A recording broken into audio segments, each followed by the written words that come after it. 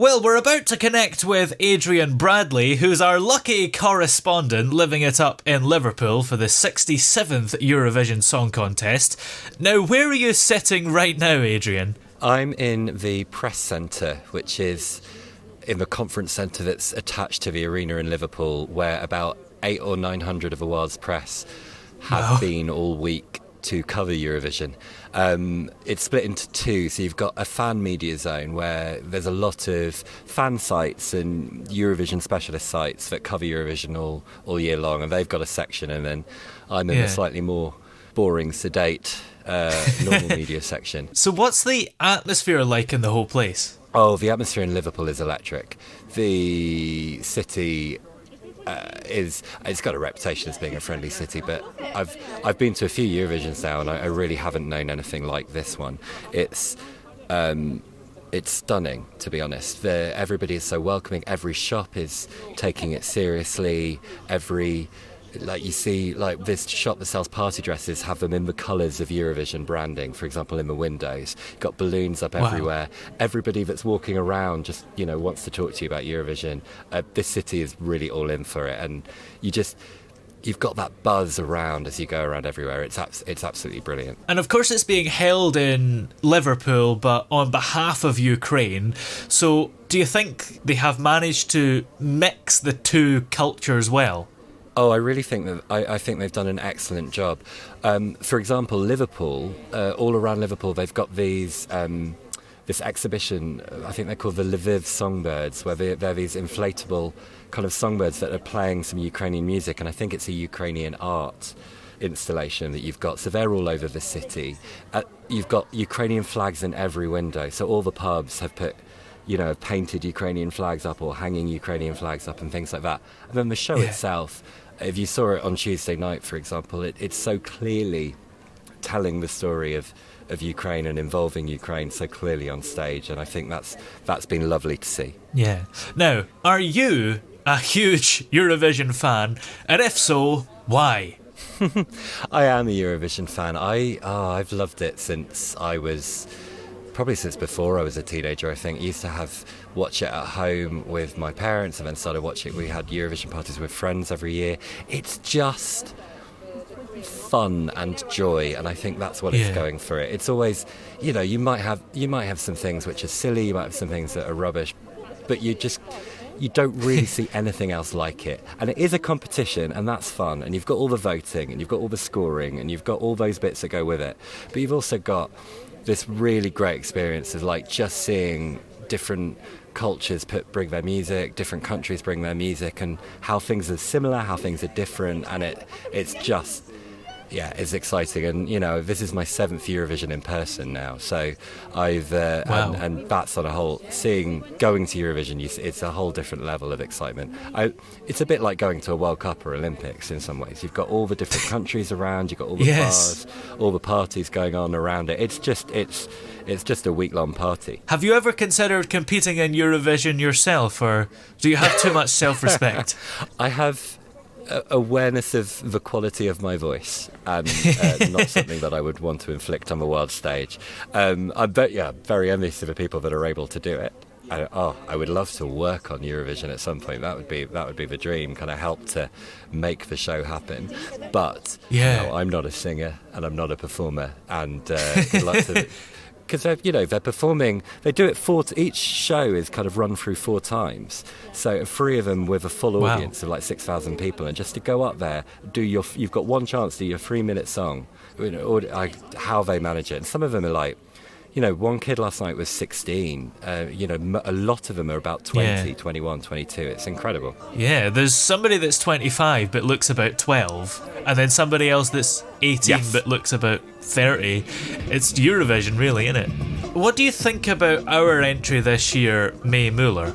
I think it's the UK still going in the right direction. She's a really likeable person, and the song is really credible. It's a proper pop song, which is that you could absolutely imagine hearing on the radio or around Europe. It's a strong year, and I don't think it's going to challenge for top 2 or 3, but I think she is going to do us proud, and I think it'll be a really great... She ends the show. I think it'll be a great number to end the show, and we've had a great party, and then she'll finish it off nicely. And looking at some of the challengers here, Loreen, who won it in 2012, I think, is back representing Sweden with the new song Tattoo. Do you think she could win it again? She's the favourite, and I think most people here do expect that she's going to win it. I think Finland might surprise. We'll see. So Finland have this kind of rap, kind of punk number called Cha Cha Cha, which is very surreal but incredibly catchy and incredibly fun in the arena as well. So it'll be interesting to watch. Loreen is a great singer. It's a very good song, and she is Eurovision royalty to a lot of people that are here. Yes. I think she'll do well with the juries.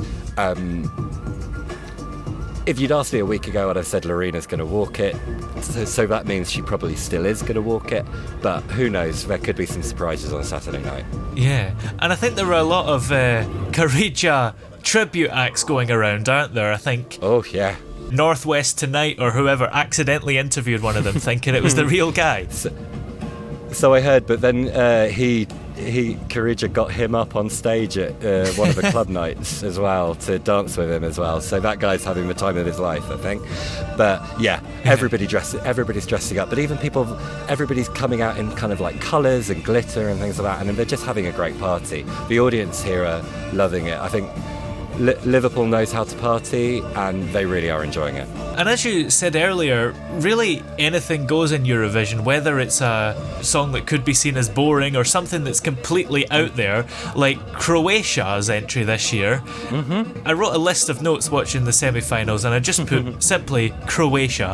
What is going on there? Yeah. So they are kind of a punk, in the modern use of the term, kind of punk, kind of drag band that are doing slightly subversive music and interesting takes on things. I think they got done for public indecency performing naked once. Oh, no. They tried to argue that they weren't naked because they were wearing wine corks up their bums, therefore preserving their decency. The judge didn't agree with them. But also, it's bringing some interesting aspects of Croatian culture into there. It's in the Croatian language. There's a lot of songs in their own languages as well this year, which is really lovely to see. Like, Finnish song is in Finnish, and it's starting to maybe break the idea that you have to be singing in English to win. Like last year, Ukraine sang in Ukrainian, but the year before that, Italy sang in Italian. It's really good to see now that you don't necessarily have to sing in English to win. And do you think there's a chance for Ukraine to win again? Because they are still high up the betting odds this year, but they're not number one. No. The thing about Ukraine that we have to remember is I think they're the most successful Eurovision act this century. They've had 3 wins this century, and they're very, very good at Eurovision. They don't come here just to turn up. So I think they're going to do a good performance, and I think they're going to do very, very well. Is it going to be enough to win? I'm not sure it will this year, but seeing them come in the top 10 or top 5 would not surprise me at all. Are there any particular Eurovision entries this year that have made you question the sanity of the human race? I wouldn't go that far. There have been some entries where a little disappointing. Romania was very strange, and strange in a way that didn't necessarily even connect, unfortunately. Just watching Finland and Cha Cha Cha is like, I have no idea what's going on, but I'm enjoying it. It's just... all of the acts here have put an awful lot of work into kind of creating their pieces as well, and it's so great to see them having the times of their life on a great stage. Yeah. So Eurovision Song Contest 2023. Get ready for our 26 finalists. Who's this voice? That's they're doing some run-throughs, so that's Mel C. Aha. All right. Yeah.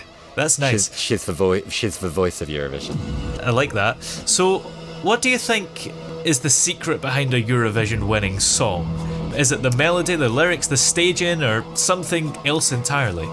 It's the package now. I know it's called the Eurovision Song Contest, but really it's the Eurovision Performance Contest now.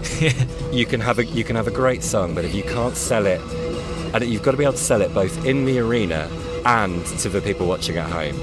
And it's a real challenge to be able to do both of those.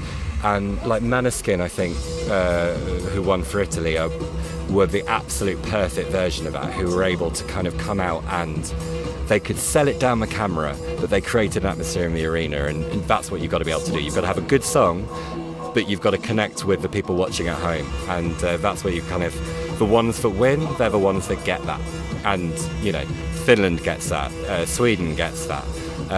Gustav from Belgium, the 80s, 90s house banger, that he gets that. And what do you think about those who claim it's all political? Because I think there's people in the UK that would say it's all Europe conspiring against us, and you would have thought last year we proved them wrong, but there's still people saying it.